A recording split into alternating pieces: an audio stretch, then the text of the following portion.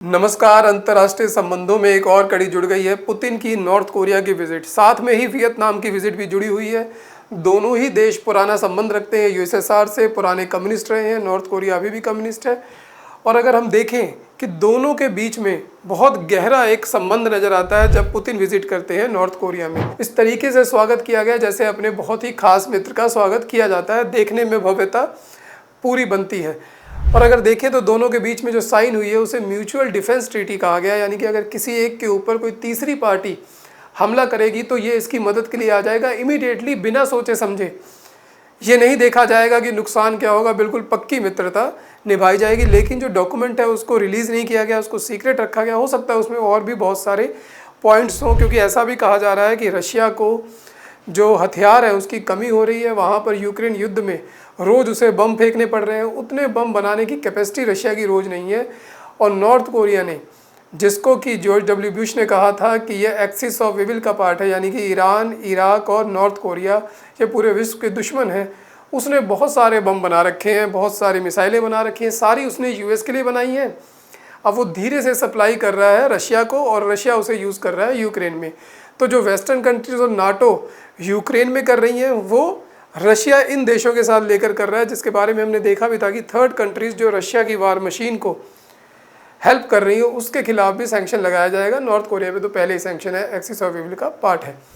तो इन दोनों के रिश्ते अब बहुत घनिष्ठ नज़र आ रहे हैं। एक दूसरे की बहुत ज़रूरत है रशिया को अपने लिए, और नॉर्थ कोरिया को क्यों ज़रूरत है उस कहानी को हम समझेंगे। तो जो नॉर्थ कोरिया की कहानी है साउथ कोरिया के साथ, वो शुरू होती है द्वितीय विश्व युद्ध के समय। उससे पहले ये कोरियन पेनिनसुला, कोरिया एक ही राज्य हुआ करता था। इसको जापान ने अनेक्स कर लिया था 1910 के आसपास। उसके बाद कोरिया ने अपने आप को इंडिपेंडेंट घोषित कर दिया, लेकिन पूरी आज़ादी वो हासिल नहीं कर पाए। उसी के बीच में 1945 में नागासाकी, हिरोशिमा के ऊपर न्यूक्लियर बम फेंका जाता है, जापान सरेंडर कर देता है। और उधर से यूएसएसआर जापान के खिलाफ लड़ाई कर रहा था, इधर से यूएसए कर रहा था। दोनों ने कहा कि एक बार एक टेम्परेरी लाइन बना देते हैं 38th पैरेलल, जहाँ पर एक तरफ तुम जापान से खाली करवाओ, एक तरफ हम खाली कराएंगे, बाद में इलेक्शन लड़ेंगे। लेकिन वो दौर ऐसा था कोल्ड वॉर का कि एक दूसरे के प्रति इतना सस्पिशन था कि एक दूसरे की बात पर यकीन ही नहीं कर सकते थे। उसी का नतीजा था आयरन कर्टन, उसी का नतीजा था बर्लिन में दीवार, ईस्ट बर्लिन, वेस्ट बर्लिन। उसी सस्पिशन का नतीजा था ईस्ट जर्मनी और वेस्ट जर्मनी। वही सस्पिशन यहाँ पर प्ले करता है और कोरिया एक गृह युद्ध की तरफ चला जाता है। बहुत ही अजीबोगरीब युद्ध होता है। दोनों तरफ नॉर्थ कोरिया एक तरीके से पूरा कम्युनिस्ट प्रो था यूएसएसआर के, साउथ वाला थोड़ा सा अमेरिका की तरफ था, कैपिटलिस्ट था। दोनों में सस्पिशन हो जाता है कौन एक दूसरे को हराएगा, जिताएगा, किसकी सत्ता आएगी। उसी दौरान वहाँ पर चाइना में कम्युनिस्ट माओ जेडोंग की 1949 में जीत होती है, और फिर तो नॉर्थ कोरिया को पूरा बल मिल जाता है। नॉर्थ कोरिया को लगता है कि अब साउथ कोरिया को हमें जीत लेना चाहिए, अपने भाइयों को मिला लेना चाहिए, और वो वहाँ से कूच शुरू करता है साउथ कोरिया की तरफ। साउथ कोरिया की तरफ जब कूच शुरू करता है तो उसको जो लीड करते हैं वो करते हैं किम इल संग, जो इसके पहले यूँ कहें कि एक तरीके से बाबर और अकबर वाली कहानी है इनकी, जो आ गया फिर उसके बाद गया नहीं। तो एक तरीके से कह सकते हैं ये बाबर है वहाँ के। तो इन्होंने नॉर्थ की तरफ युद्ध शुरू किया और करते चले गए, पूरा साउथ कोरिया इन्होंने जीत लिया। इस तरीके से यहाँ तक पहुँच गए। उसके बाद अमेरिका को लगा कि नॉर्थ कोरिया जीत गया, यानी कि कम्युनिज्म आ जाएगा, सारा कलेप्स हो जाएगा सिस्टम कैपिटलिस्ट। फिर उसने काउंटर ऑफेंसिव शुरू किया तो वो ऊपर बढ़ते गए 1950 के अंत तक। उन्होंने फिर नॉर्थ कोरिया को जीत लिया। जब उन्होंने नॉर्थ कोरिया को जीत लिया तो यूएसएसआर, चाइना को लगा कि अब तो कम्युनिज्म कोलैप्स हो जाएगा। देखिए किस तरीके से कोई पेनिनसुला, कहीं के लोग किस तरीके से जो दो भड़धड़ों की पॉलिटिक्स थी उसके बीच में पिस गए। एक बार पूरा देश इधर से लड़ता हुआ वहाँ पहुँचा, फिर इधर से लड़ते हुए वहाँ पहुँचे, फिर चाइना की माओ जेडोंग की लीड में नॉर्थ कोरिया को सप्लाई किया गया हथियार, फिर वापस वो पहुँचा, फिर वापस वहाँ से आगे बढ़े।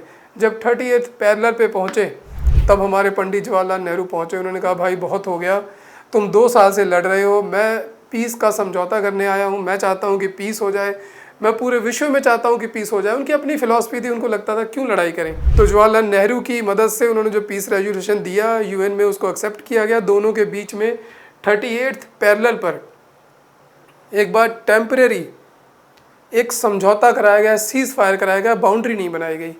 वो तनातनी उनकी चलती आ रही है। अभी तक उसका फैसला नहीं हो चुका है। नॉर्थ कोरिया, साउथ कोरिया इस वक्त पूरी तरीके से कैपिटलिस्ट कंट्री हो चुका है, बहुत डेवलप है। सैमसंग जैसी कंपनियां उसकी है, वो बहुत एडवांस हो चुका है। वहीं पर अगर देखें नॉर्थ कोरिया के पास बम मिसाइल के अलावा कुछ नहीं है। तो नॉर्थ कोरिया एक तरीके से इकोनॉमिक कंगाल देश, सिर्फ मिलिट्री पावर है, वो भी कितनी सशक्त है उसके बारे में भी कोई बहुत ज़्यादा खुलकर बातें नहीं आती, क्योंकि सब कुछ कंट्रोल्ड है। कंट्रोल्ड किसके द्वारा है? पहले इनके द्वारा रहा जो बाबर थे, फिर उसके बाद अकबर आते हैं, किम जोंग इल, उसके बाद फिर इनके आगे भी आते हैं, शाहजहां कह लें, औरंगजेब कह लें, कुछ भी कह लें, बस एक परिवार है। 3 ही आदमी अभी तक हुए हैं 1945 के बाद। अब जो है किम जोंग अन, ये सुप्रीम लीडर है नॉर्थ कोरिया के, और कहा जाता है कि इनके बाद इनकी जो लड़की है ये इसकी उत्तराधिकारी बनेगी। तो नॉर्थ कोरिया की जो कहानी है बड़ी दिलचस्प कहानी है, किस तरीके से कम्युनिज़्म और कैपिटलिज्म में वो पिस गया। नॉर्थ कोरिया आज भी कम्युनिस्ट है, बहुत ही बदहाल हालत में है, और साउथ कोरिया किस तरीके से पूरी तरक्की कर चुका है। लेकिन अगर देखें तो ये हथियार जो हम बात कर रहे थे न्यूक्लियर, इसने इस साल भी अंडर वाटर न्यूक्लियर को टेस्ट किया। इकलौता देश है जो बार बार न्यूक्लियर वेपन को टेस्ट करता है। इसको कोई डर नहीं है यूएसए से। इसको पता है कि हमारे पास कुछ है ही नहीं, हमारी मदद के लिए चाइना और रशिया बैठे हैं, और चाइना तो इसको बार बार उकसाता है कि तुम ही कुछ लड़ाई कर लो यूएस से, ताकि मेरा भी कुछ फ़ायदा हो जाए। तुम्हारे चक्कर में यूएस उलझेगा तो मैं वहाँ ताइवान पे कब्जा कर लूँगा और धीरे से निकल जाऊँगा कब्जा करके।